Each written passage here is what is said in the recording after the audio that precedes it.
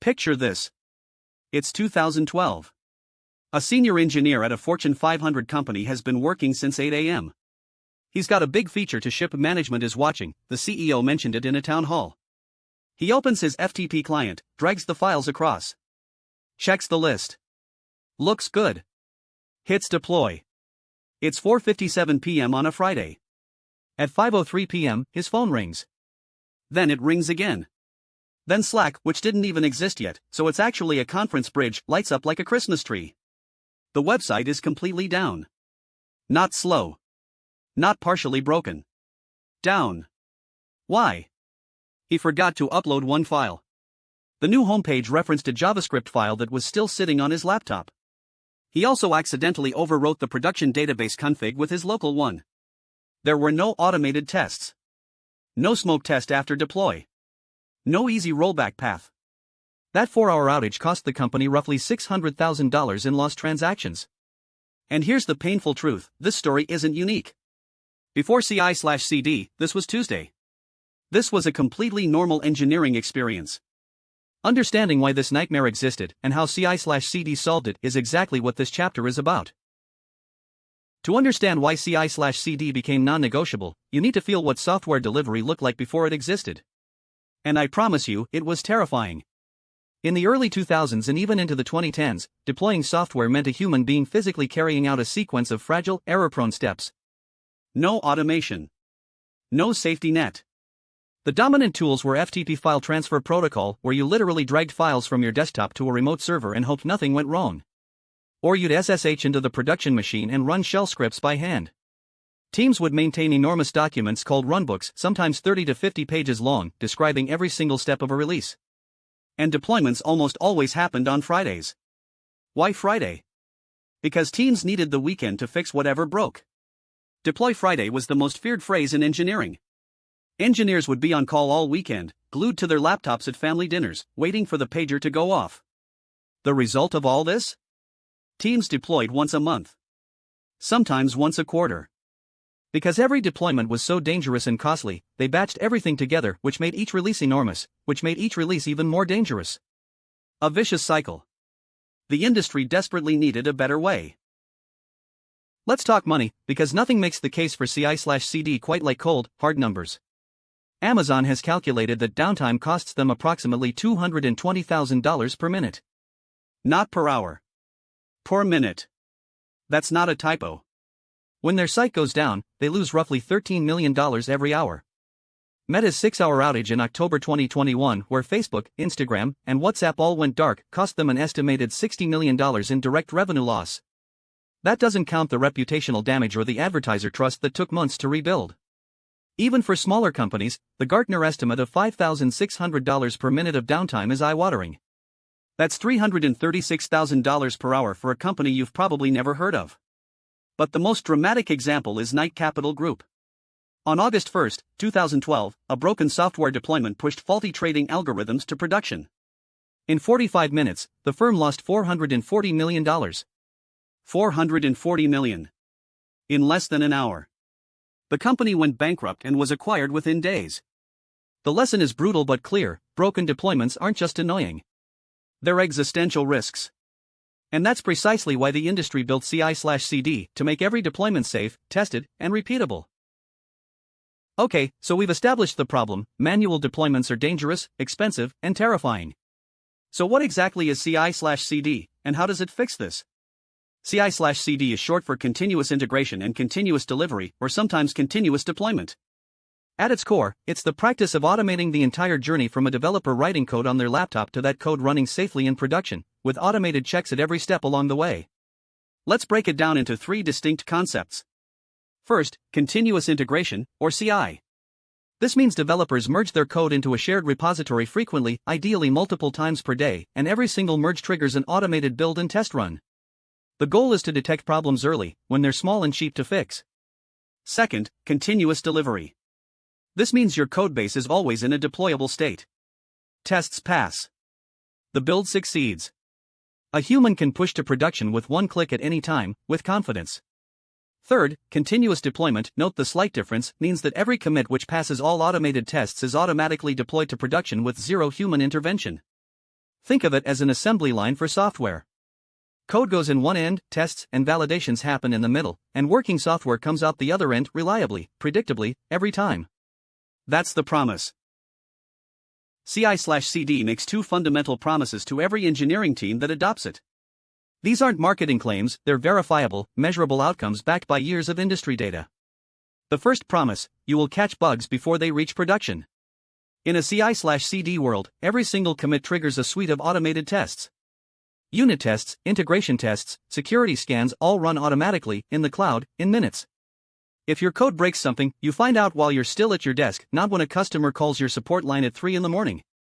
The feedback loop shrinks from days or weeks to minutes. The second promise: you will deploy confidently and often. Here's the counterintuitive insight at the heart of CI/CD: the more often you deploy, the safer each deployment becomes. Because when you deploy small, tested changes frequently, each individual release carries minimal risk. There's less code to review, fewer surprises, and if something does go wrong, you know exactly which change caused it and can roll it back instantly. The contrast is stark. Without CI/CD, teams deploy once a month. Each release is a massive, high-stakes event, weeks of accumulated changes bundled together, fingers crossed. With CI/CD, Netflix ships 100 times a day. Each deployment is a tiny, boring, routine event. That's the goal. Make deployments so small and so safe that they become completely unremarkable. Netflix streams to 230 million subscribers in every country on Earth. Their recommendation engine, their streaming infrastructure, their payment systems, all of it is running on software that their engineers are constantly updating and improving. And here's the remarkable part: they deploy changes to production over 100 times every single day. How is that even possible? The answer is a sophisticated CI/CD pipeline that makes every deployment small, tested, and observable. When a Netflix engineer merges a pull request, within seconds an automated pipeline kicks off. It builds the application, runs thousands of unit tests in parallel, scans for security vulnerabilities, and packages everything into a deployable artifact, all in about 2 minutes. Then comes the clever part: they don't deploy to all users at once. They use a technique called canary releases. The new version first goes to 1% of traffic. Automated monitoring watches for errors, latency spikes, anything unusual. If metrics look healthy, the deployment gradually rolls out 5%, 25%, 50%, 100% of users. The whole process takes about 15 minutes. If anything goes wrong? Automated rollback. The previous version is restored immediately, before most users even notice. Amazon goes even further: they execute a deploy every 11.7 seconds. Google runs billions of automated test runs per day. This is the competitive advantage that CI/CD unlocks. Speed, safety, confidence. Here's where we need to be precise, because continuous integration is one of the most misunderstood terms in software engineering. A lot of teams think CI means we run tests automatically. That's not wrong, but it's incomplete. CI is fundamentally about integration, not automation. The integration in continuous integration refers to the act of combining your code changes with everyone else's. When you're working on a feature in isolation, your code is diverging from the shared codebase with every commit your colleagues make. The longer you wait to integrate, the bigger that gap becomes. And a big gap means a painful, conflict-filled merge. The continuous part means you're doing this integration constantly, at least once per day, ideally multiple times. Not once a week. Not once before a release. Daily, or even multiple times daily. Here's what this looks like in practice on a healthy team. Alice pushes a feature at 9 a.m. The CI pipeline runs, tests pass, her code is now on main. Bob pushes a bug fix at 10:30. CI runs, and this time it catches a conflict between Bob's change and Alice's feature. Bob sees the failure notification within 2 minutes. He's fixed it and re-pushed by 10:35. Carol pushes at 2 p.m., everything passes. By 5 o'clock, the team deploys with 0 surprises. 5 integrations. 1 problem caught and fixed in 5 minutes. Compare that to waiting 2 weeks and trying to untangle hundreds of conflicting changes all at once. I want to paint a picture of exactly what happens when teams don't practice continuous integration, because most developers have lived this nightmare, and understanding it makes CI feel less like a burden and more like a lifesaver. Without CI, developers typically work on isolated feature branches for days, sometimes weeks, sometimes months. Each person is heads down in their own bubble, making hundreds of commits that their teammates never see. Meanwhile, the main branch is also evolving, other features are being merged, bugs are being fixed, dependencies are being upgraded. Then comes merge day. Merge day is when everyone tries to combine their weeks of isolated work with everyone else's. And it's usually catastrophic. You might see 800 or even 1,000 merge conflicts. Files that were modified in incompatible ways. Assumptions that one developer made that completely break another developer's feature. Tests that pass individually but fail together because two features interact in unexpected ways. The engineering term for this is integration hell, and its incredibly apartment teams can spend 3 or 4 days just resolving merge conflicts, with no new features to show for it. Release dates slip. Engineers burn out. Morale tanks. Martin Fowler, who helped define modern CI practices, calls working on long-lived branches continuous isolation a darkly accurate term. You're continuously isolating yourself from the truth of what the combined system actually looks like. CI forces that truth to surface every day, when it's still cheap to fix. These two terms trip up almost everyone, even experienced engineers. Let's settle this once and for all with a precise distinction. Continuous delivery and continuous deployment both require a solid CI foundation, automated builds, automated tests, a reliable pipeline. The difference between them comes down to a single question: does a human click a button to deploy, or does the system do it automatically? With continuous delivery, your codebase is always in a deployable state. The pipeline ensures that every merged commit has been built, tested, and validated. But a human being, typically an engineering manager or a release engineer, makes the explicit decision to push to production. They click a button. This is common in industries with compliance requirements: banking, healthcare, government software. You might need a sign-off, an audit log, a deliberate human decision. With continuous deployment, that human step is eliminated entirely. Every commit that passes all automated checks goes to production automatically, without anyone clicking anything. This is how Netflix, GitHub, and many high-performing tech companies operate. It sounds terrifying until you realize that the automated checks are so thorough that human review adds little safety while adding significant delay. Neither approach is universally better. The right choice depends on your risk tolerance, your industry's regulations, and the maturity of your test suite. But both require the same foundation: excellent automated coverage and a robust deployment pipeline. If your tests aren't trustworthy, neither approach will save you.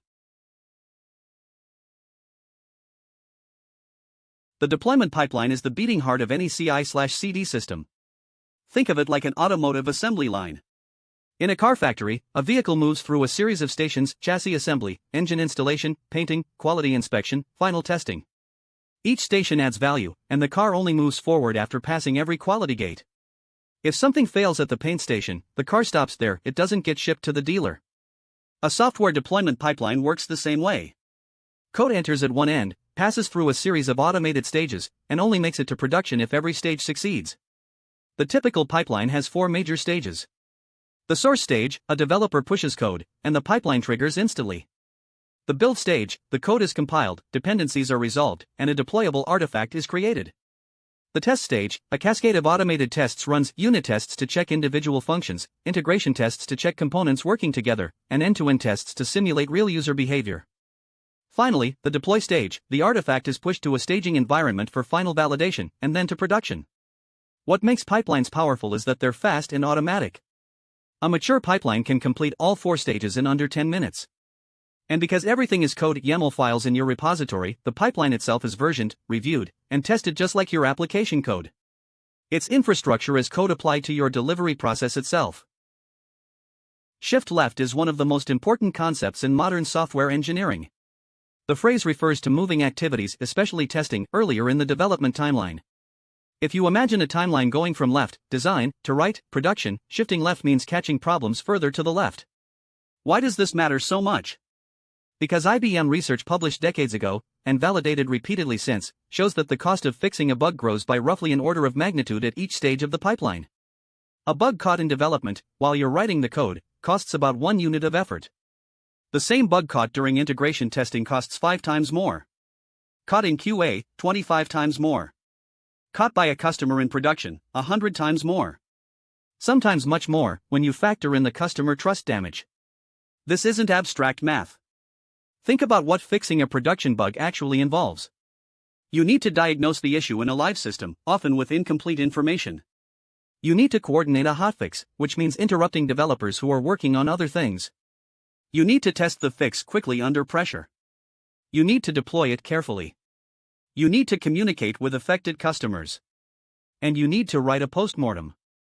A one-line bug fix that would have taken 10 minutes during development can consume an entire team for an entire day in production. CI pipelines are a shift-left mechanism. They force tests to run at the earliest possible moment as soon as code is committed. That's where bugs are cheapest to fix. Feature flags are one of the most elegant techniques in the continuous deployment toolkit. They solve a fundamental tension: you want to deploy code to production frequently, but some features aren't ready to show to users yet. Maybe they're half-built. Maybe they're waiting for a marketing campaign. Maybe you want to test with a small audience first. Feature flags, also called feature toggles or feature switches, let you deploy code to production while keeping the feature hidden. The code exists in the codebase, running in production, but it's wrapped in a conditional check: if this flag is enabled, show the new feature, otherwise, show the old one. The flag is controlled by a configuration file or a feature flag service, not by the code itself. This unlocks several powerful workflows. You can deploy on Tuesday when the engineers are done, and then enable the feature on Friday when the marketing team is ready. You can enable a feature for internal users first, dogfooding, to catch bugs before real customers see them. You can do a gradual rollout, 1% of users, then 5%, monitoring metrics at each stage and rolling back instantly if something looks wrong, just by flipping a toggle. Facebook, LinkedIn, Netflix, and Etsy have built entire deployment strategies around feature flags. They separate the technical act of deployment from the business act of releasing. It's a subtle but transformative distinction, and it's what allows teams to deploy dozens of times per day even when features take weeks to build. For years, engineering teams argued about what good software delivery looked like. Was it low defect rates? Fast development? High availability? Then, starting in 2013, a team of researchers called the DevOps Research and Assessment Group (DORA) began conducting the largest longitudinal study of software delivery practices ever undertaken. Their findings changed the industry. DORA identified 4 key metrics that, together, paint a complete picture of software delivery health. The first is deployment frequency: how often do you successfully release to production? Elite teams deploy on demand, multiple times per day. Low performers deploy less than once every 6 months. The second metric is lead time for changes: how long does it take for a commit to reach production? Elite teams achieve this in under an hour. Low performers take between 1 and 6 months.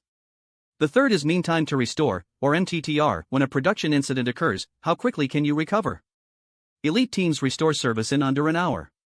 Low performers take between 1 week and 1 month. The fourth is change failure rate: what percentage of your deployments cause incidents that require a hotfix or rollback? Elite teams keep this below 5%. Low performers see failure rates of 46 to 60%. Here's the stunning finding: these metrics aren't just correlated with engineering performance. DORA's research shows that elite performers, teams scoring well across all 4 metrics, are 182 times more likely to exceed their organizational goals, including revenue and customer satisfaction. If continuous integration is the goal, trunk-based development is the discipline required to achieve it. And this is where things get slightly uncomfortable, because many popular branching strategies, including Git flow, are actually incompatible with genuine continuous integration. Trunk-based development means all developers commit their code to the main branch, the trunk, directly, or use feature branches that are extremely short-lived. We're talking about branches that exist for less than 24 hours before being merged back to main. This sounds radical if you're used to working on a feature branch for 2 weeks. But think through the logic. If the whole point of CI is to integrate continuously, to keep everyone's code combined and tested, then working on a branch for 2 weeks is explicitly not integrating continuously. It's the opposite. You're accumulating divergence for 2 weeks and then trying to integrate all at once. How do you ship incomplete features without long-lived branches? Feature flags. You commit incomplete code to main, hidden behind a flag that's turned off. The code is integrated, everyone has it, tests run against it, but users don't see it yet. When the feature is complete, you flip the flag. This is how Google operates across a monorepo with billions of lines of code and tens of thousands of engineers. Every engineer commits to trunk regularly. The system works because of exceptional test coverage, automated CI, and feature flags. Short branches, frequent integration, that's the discipline at the heart of real CI.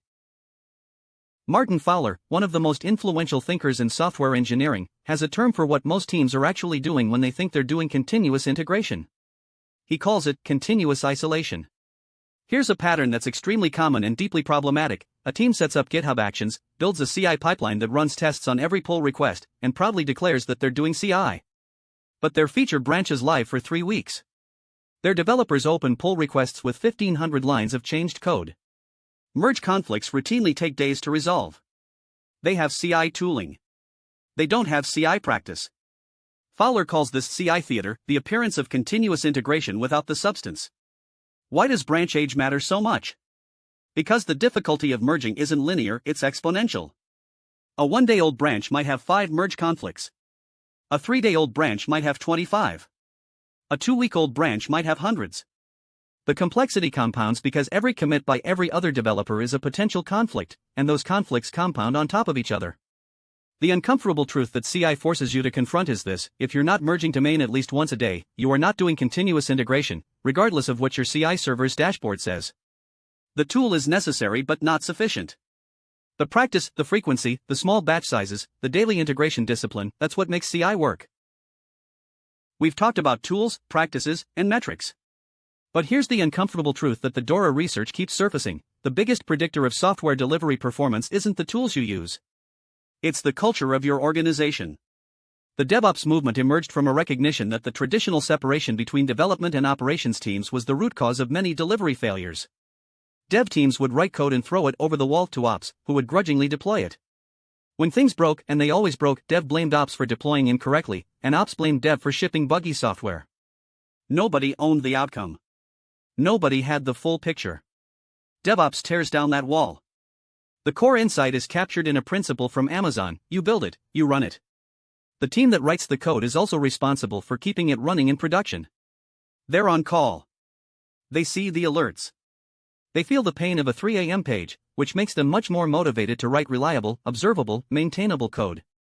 This shared ownership changes everything. Developers start caring about deployment processes because they're the ones doing the deploying. Operations engineers start caring about software architecture because they're embedded with the development teams. GitHub Actions, Jenkins, CircleCI, these tools are powerful. But they're multipliers on culture, not replacements for it. A team with great culture and mediocre tools will outperform a team with broken culture and excellent tools every single time.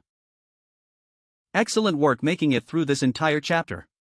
You've covered real ground, from a dramatic deployment disaster to DORA metrics to the cultural foundations of DevOps. Before we move on to GitHub Actions architecture in the next chapter, let's crystallize the single most important concept. The question is, what is the primary goal of continuous integration? Now, think carefully. Option A says running automated tests on every commit. That's true, tests are part of CI, but it describes a mechanism, not the goal. Option C says deploying to production automatically without human approval. That's actually the definition of continuous deployment, a different concept. Option D says eliminating code reviews. Absolutely not, CI doesn't replace human review. The correct answer is option B, merging code frequently to detect integration conflicts early. That's the essence of CI. The word integration in continuous integration is the key. The goal is to keep everyone's code combined and tested so that conflicts are discovered when they're tiny minutes after they're introduced, not days or weeks later when they've compounded into integration hell. Automated tests support this goal by giving you confidence in each integration. But the primary goal, the thing you're optimizing for, is frequent merging and early detection of conflicts. In the next chapter, we'll see exactly how GitHub Actions implements all of this: workflows, jobs, steps, runners, and events. The theory becomes concrete. Let's go.